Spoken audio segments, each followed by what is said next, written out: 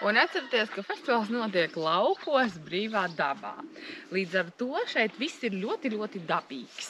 Tā skaitā odi nomaina dundurus, dunduri nomaina lapsenes, un visi viens otru draudzīgi nomainot, viņi te dzīvojās.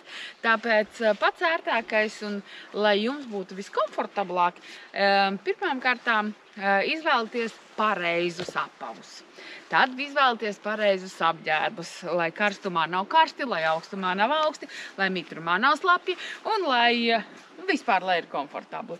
Un, jā, nu, protams, knišļi. Knišļi viņi ir šīs dabiskās vides sastāvdaļa, un arī par tiem padomājiet. Jā. Un, protams, ņemiet līdzi uz kādu vingrošanas paklājiņu vai plediņu, lai var sēdēt uz zemes un justies komfortabli.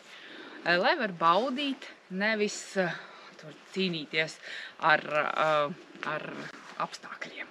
Īsāk sakot, jābūt apģērbam visiem gadu laikiem un visiem iespējamām versijām. Tieši tā. Un ar ko atmahāties, atgaiņāties no odiem.